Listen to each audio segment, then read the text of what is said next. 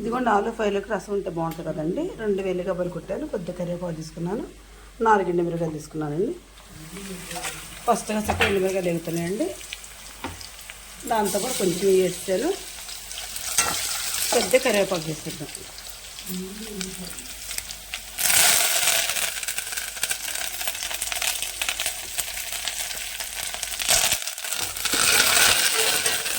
ఆలు ఫ్రైలో రసం అయితే చాలా బాగుంటుందండి. ఇంట్లో కొంచెం వాటర్ పోసేద్దామండి. ఇప్పుడు ఇదిగోండి ఎండుమిరపకాయలు, చక్కగా కరివేపాకు, వెల్లిపాయ వేగిందండి. ఇప్పుడు ఇందులో వాటర్ పోసేస్తున్నానండి. చక్క ఇందులో కొద్దిగా పసుపును ఉప్పు వేసేసుకున్నాం. ఇప్పుడు వేగినాయండి. ఇందులో చక్కగా మనం ఈ ఆలు ముక్కలు వేసేద్దామండి. చక్క ఉప్పు పసుపు కారం వేసిన తర్వాత కొంచెం మగ్గబెడదాం. ఇదిగోండి చక్కగా కొంచెం చింతపండు రసం కూడా వేసాను, కొద్ది ధనియాల పొడి వేస్తానండి. వేసాను నేను అన్నట్టు. ఇది 2 పొంగులు పొంగిన తర్వాత తింపేసి అక్కడ పెట్టేసుకోవాలి, చారు పని అయిపోతుంది.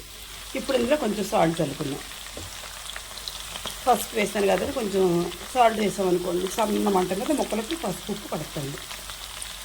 చక్కగా మధ్యన ఇందులో కొంచెంగా లైట్గా కారం వేద్దాం, బాగుంటుంది.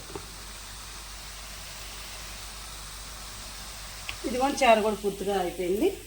ఇప్పుడు కూరలో కూడా కొంచెం ధనియాల పొడి చల్లేసుకుందామండి ఒకసారి. ఇప్పుడు కారంగాను చక్కగా ధనియాల పొడి కూడా వేసేసుకుంటే మొత్తం ఒక 5 నిమిషాల పాటు మళ్ళీ కొంచెం చిన్న మంట మీద ఇది చేసుకుంటే కూర చాలా బాగుంటుందండి. నేనైతే ఎప్పుడు ఇట్లాగే చేసుకుంటాను, అసలు రసం పెట్టుకొని 4 దుంపలు ఇట్లాగా ఉడకబెట్టండి, పచ్చి దుంపలు ముక్కలుగా కోసేసుకొని ఈ విధంగా వండేసుకుంటానండి.